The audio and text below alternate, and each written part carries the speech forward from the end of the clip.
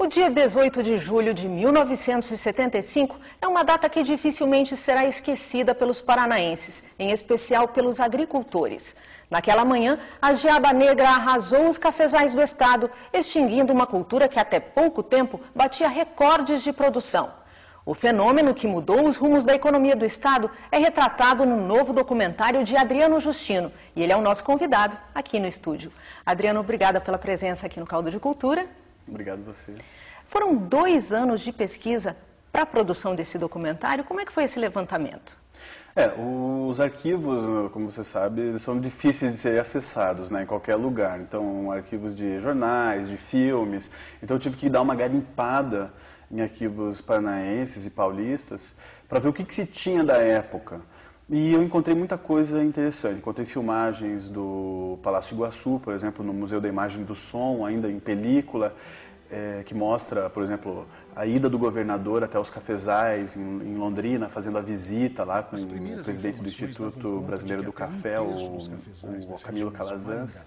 Então, o meu documentário ele traz muito esse retrato histórico, muita imagem de arquivo, que as pessoas vão se surpreender ao reverem assim, essas cenas desse fenômeno que foi tão brutal para a economia do Estado, né, que mudou completamente o Estado da forma como a gente conhecia até a década de 70.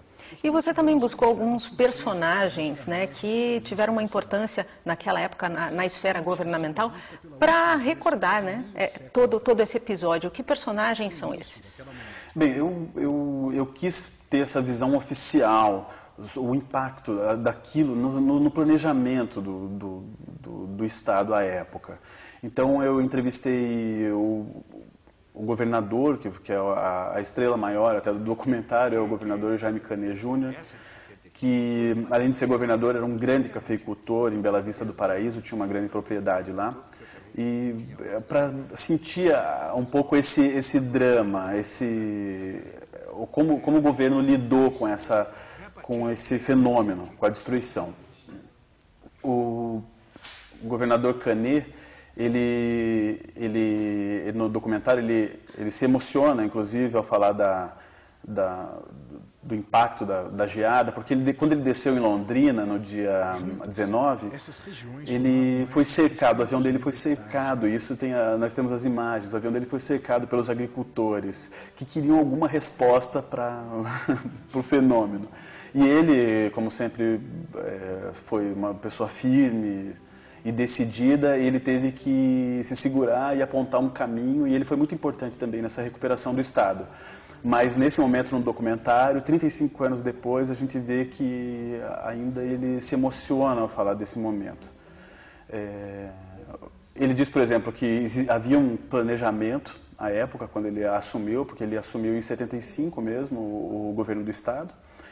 Havia um planejamento para o Estado, e a geada negra tira o Estado dos trilhos, né? Então, você tem, de cara, o orçamento estadual, ele sofre um prejuízo de 20%, ele é afetado em 20% o orçamento.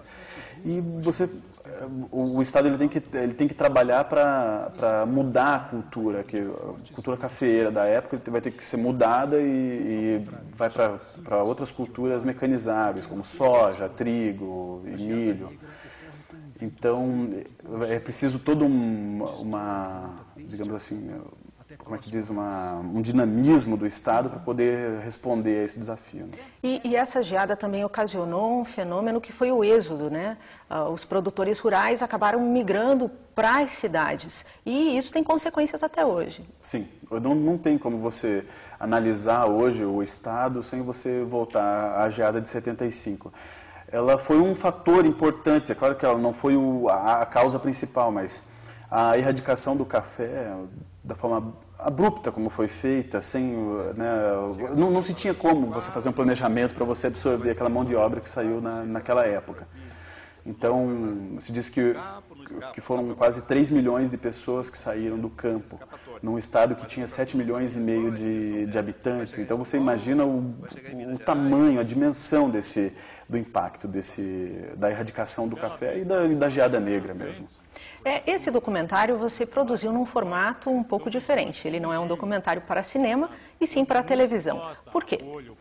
Eu acho que, assim, eu já fiz alguns trabalhos até mais experimentais, ou visando serem passados em cinemas, em festivais, mas agora, por uma obrigação do edital e por um desejo também meu, eu realizei um documentário para atingir o maior público possível. Então ele tem que entrar na televisão. A ideia é que ele tem um público-alvo que é a partir dos 12 anos de idade.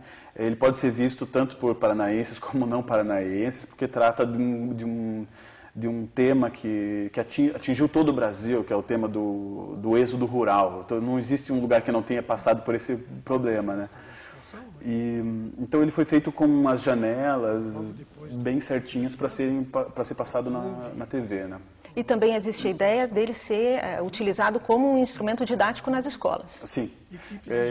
Como ele é um documentário para a TV também, ele é de mais fácil, digamos, recepção, assim.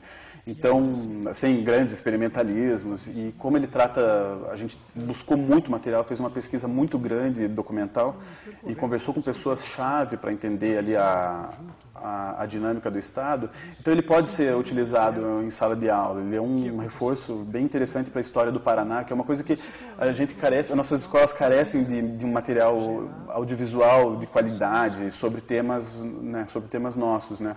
Então ele tem esse objetivo também, só que a gente ainda procura um patrocínio para que a gente possa fazer essa distribuição de maneira adequada. Quem quiser conhecer o documentário Geada Negra tem a oportunidade agora na próxima segunda-feira, dia 29, qual o horário?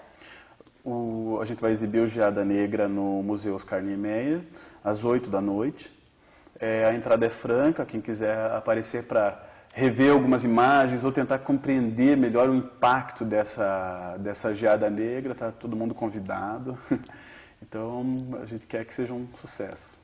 Adriano, muito obrigada pela sua presença aqui no Caldo de Cultura, parabéns pelo trabalho e até uma próxima. Muito obrigado. E daqui a pouco, o crítico de cinema Marden Machado fala das estreias da semana, Cyrus e Vida sobre Rodas.